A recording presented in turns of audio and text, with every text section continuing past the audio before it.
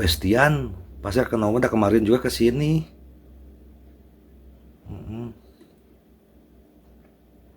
Bab 3531.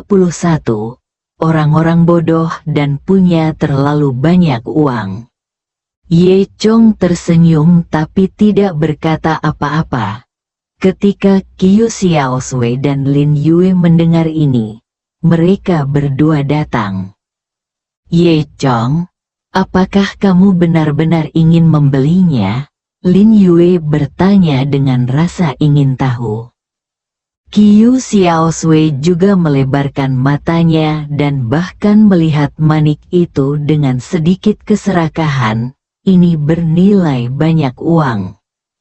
Ye Chong memandang kedua gadis kecil itu dan sepertinya menyukai manik-manik itu. Sial, kamu cukup pandai berpura-pura. Siapapun akan berkata, kamu harus membelinya. Aku benar-benar tidak percaya kamu mampu membelinya. Gao Xiang berkata dengan marah. Sebelum Gao Xiang selesai berbicara, Ye Chong mengulurkan dua jari dan berkata, saya ingin dua. Apa, sekarang? Bahkan lelaki tua itu pun sedikit terkejut. Tidak ada yang menyangka Ye Chong tidak hanya ingin membelinya, tetapi juga ingin membeli dua. Ini adalah bola gunung yang tertutup salju yang tak ternilai harganya. Semua orang benar-benar meragukan apakah Ye Chong mampu membeli begitu banyak uang. Gao Xiang dan yang lainnya bahkan lebih terkejut dan tidak bisa berkata-kata. Gao Xiang tidak percaya Ye Chong bisa mengeluarkan begitu banyak uang. Orang tua itu sangat gembira dan berkata, tidak masalah, tapi kami membayar dan mengirimkan barangnya. Orang tua itu juga merasa bahwa Ye Chong sedang menggodanya. Ye Chong merentangkan tangannya dan berkata, tapi saya tidak punya uang tunai. Mendengar ini, Gao Xiang mencibir dan berkata dengan nada mengejek, haha, kamu benar-benar berpura-pura. Kamu ingin dua. Menurutku kamu tidak bisa mendapatkan apapun darinya. Apa kamu tidak dengar? Aku hanya tidak punya uang tunai. Tapi bukannya aku tidak punya uang. Lin Yue berkata pada Ye Chong. Gao Xiang mendengus dingin. Benarkah, kamu pandai berpura-pura? Apakah kamu masih ingin mengatakan bahwa kamu bisa menarik uang ketika kamu pergi ke bank? Kamu tidak akan lari saat menarik uang, kan? Sebelum Ye Chong dapat berbicara, lelaki tua itu mengeluarkan sesuatu dari sakunya dan mengeluarkan mesin pos. Semua orang tampak terkejut. Mereka tidak menyangka lelaki tua itu akan mengalami hal seperti itu. Hei, kamu bisa menggesek kartumu, kata lelaki tua itu. Gao Xiang tampak sombong. Haha, bajingan. Apakah kamu sudah selesai? Kamu harus mengeluarkan kartumu. Ye Chong mengangkat bahu dan mengeluarkan kartu banknya. Segera, suara pembayaran berhasil terdengar, dan Ye Chong dengan mudah menggesek 40 juta untuk menyelesaikan pembayaran. Struk yang dicetak mesin pos membuktikan 40 juta sudah tidak diragukan lagi. Untuk sesaat, semua orang tercengang. Inilah orang kaya yang tak terlihat. Semua orang memandang Ye Chong dengan tidak percaya. Qiu Xiaoswei dan Lin Yue tidak menyangka bahwa Ye Chong, yang tampak biasa saja, dapat memiliki sumber keuangan seperti itu. Saat Gao Xiang melihat tanda terima, wajahnya menjadi merah dan panas. Dia sangat malu. Dia mengira dia adalah generasi kedua yang kaya. Tapi dia tidak menyangka bahwa dia jauh lebih buruk dari anak ini. Petugas sebelumnya juga terlihat terkejut saat ini, dan bahkan ada rasa takut di matanya. Kemudian, Ye Chong menyerahkan 2 bola gunung salju masing-masing kepada Qiu Xiaosui dan Lin Yue. Dia berkata dengan tenang, "Sejak kita bertemu satu sama lain, saya tidak punya apa-apa untuk diberikan kepada Anda. Saya memberi Anda 2 manik-manik ini. Saya harap Anda menyukainya."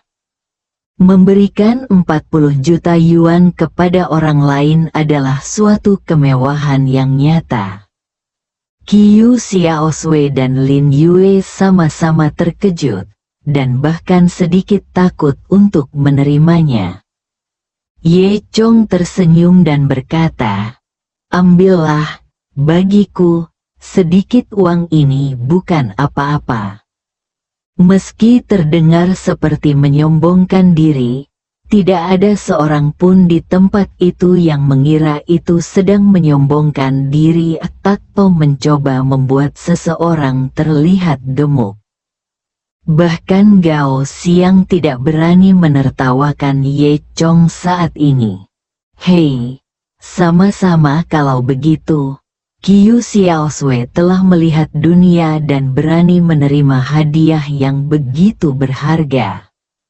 Dia mengulurkan tangan gioknya untuk mengambil bola itu, wajahnya dipenuhi kegembiraan.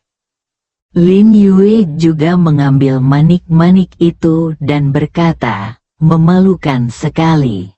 Hu Qian berdiri di samping, melihat bola di tangan Qiu Xiaosui dan Lin Yue, merasa sangat cemburu.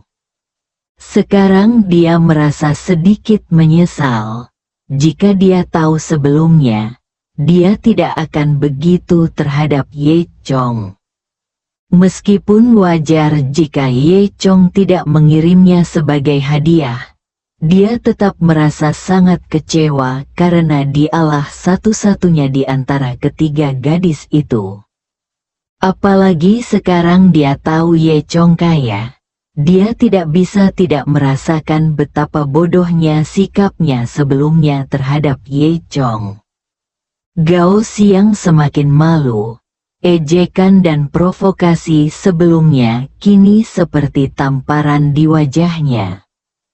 Petugas itu ketakutan setengah mati.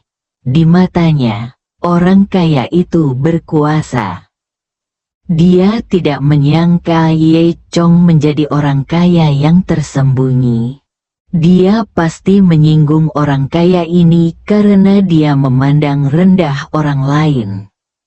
Akankah pihak lain membuat saya tidak bisa makan dan berjalan-jalan? Petugas itu sedikit gemetar ketika memikirkan hal ini. Ye Chong tidak peduli dengan perubahan sikap semua orang, dan hanya berkata kepada lelaki tua itu dengan tenang, "Terima kasih, kedua bola ini sangat berharga." 40 juta yuan sangat berharga. Gao Xiang dan yang lainnya merasa ada yang salah dengan otak Ye Chong.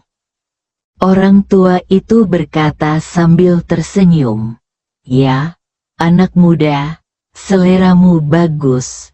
Saya sendiri yang memetik bola gunung yang tertutup salju ini di puncak gunung yang tertutup salju. Masing-masing unik." Dilihat dari raut bahagia lelaki tua itu, aku khawatir dia sudah lama tidak menjual kedua barang tersebut. Setelah itu, lelaki tua itu pergi dengan perasaan puas. Manajer toko dan petugas memandang Ye Chong dan berpikir bahwa ini adalah pria bodoh dengan banyak uang. Bagaimanapun, Ye Chong baru saja bertemu Qiu Xiaosui dan Lin Yue. Jadi dia memberi mereka hadiah yang sangat mahal.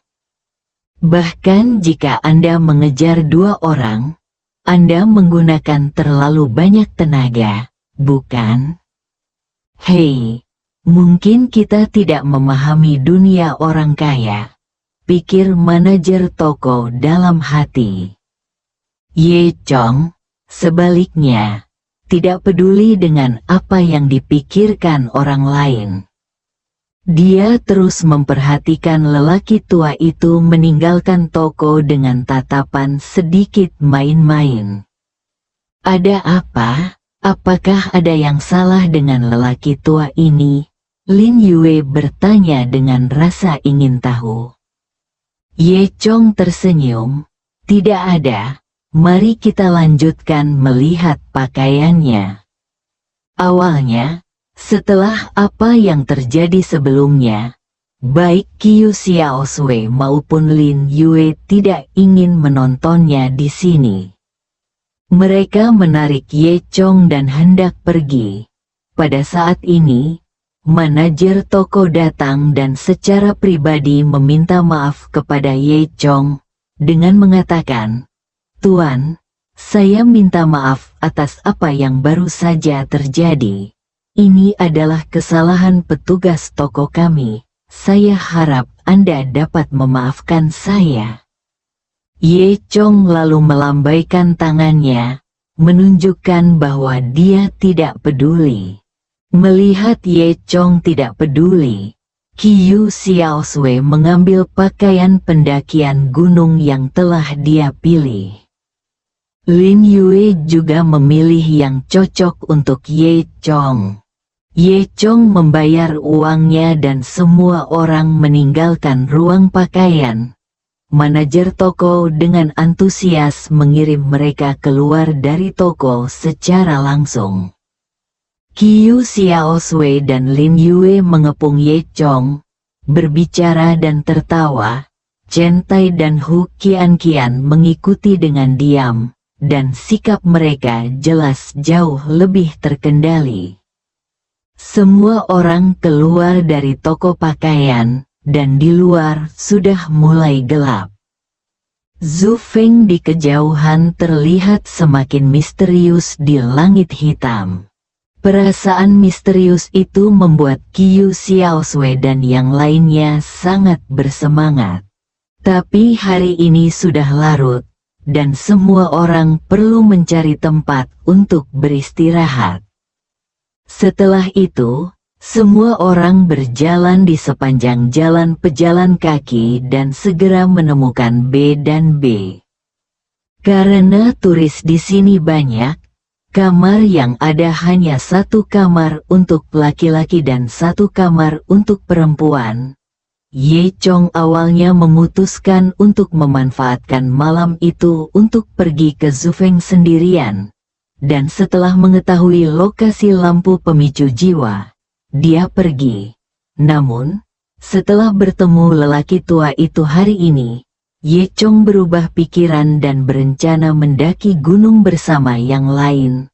Oleh karena itu, saya tidak punya pilihan selain beristirahat dengan tenang malam ini. Bersambung.